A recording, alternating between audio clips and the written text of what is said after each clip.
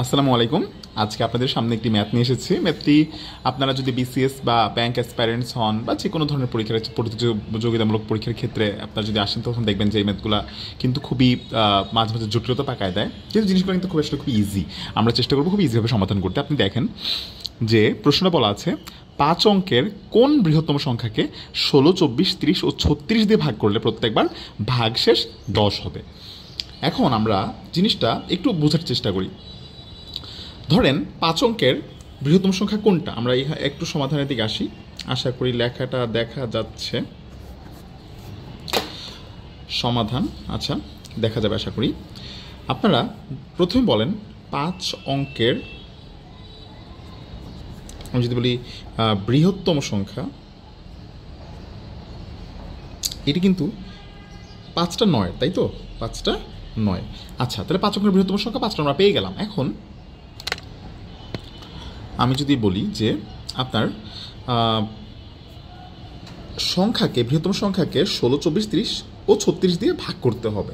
এখন এতগুলো সংখ্যা দিয়ে আলাদা আলাদাভাবে আমরা যদি ভাগ না করে আমরা যদি দেখেন সংখ্যাটাও কিন্তু ভালোই বড়, অনেকগুলো 9 আছে, 5টা 9 আছে, রাইট?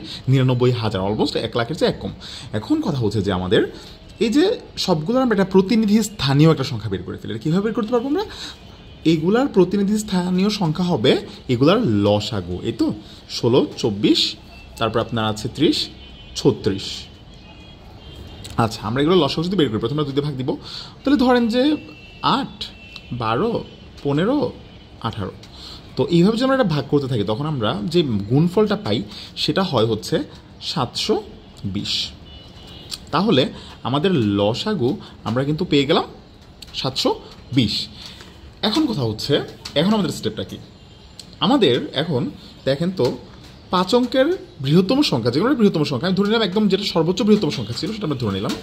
এখন 5 অঙ্কের কোন বৃহত্তম সংখ্যাটিকে, এইটার যেই ধরেন এইখানে এই সবগুলোর বিপরীতে আমি একটা সংখ্যা নিয়ে নিলাম, সেটা কত? 720।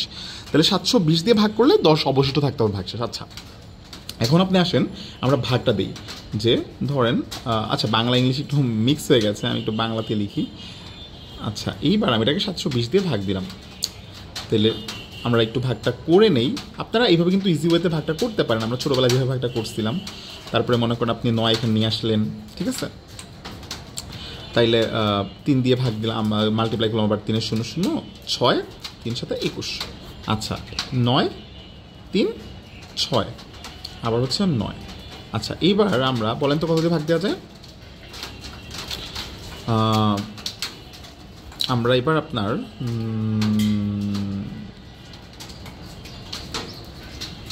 8 দিয়ে যদি, তাহলে আমরা এবার 8 দিয়ে একটা মাল্টিপ্লাই করে দিই। 8 0 0, 8 2 16, 6, 7 56, 57। তো কী থাকছে? 9, 3, আর থাকছে আপনার 9, 6। এই তো। তাহলে আপনি একটু বিষয়টা বুঝছেন। 639 কিন্তু আমরা ভাগশেষ পেয়েছি। তাইলে 720 দিয়ে আমাদের ভাগ দিলে থাকতেছে 639, কিন্তু আমাদের থাকার কথা ছিল কত? থাকার কথা কিন্তু আমাদের ছিল হচ্ছে ইভেনচুয়ালি 10। তাহলে আপনি এই যে 639 যেটা ভাগশেষ, সেটা থেকে আপনি ধরেন আপনার এখানে পাইতে যাচ্ছেন 10, ঠিক আছে?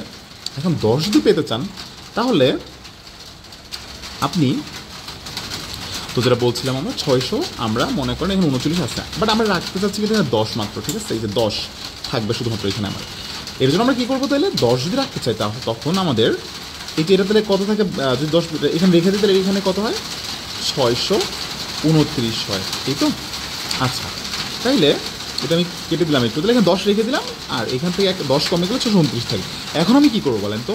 এই যে মূল যে সংখ্যাটা ছিল আমার, যে 99,999, তাহলে 99,999 থেকে আমি কিন্তু এই যে 629 বিয়োগ দিয়ে দিব। তাহলে কী থাকছে? 0, 7, তারপরে থাকছে কত আপনার? 3, 9, 9।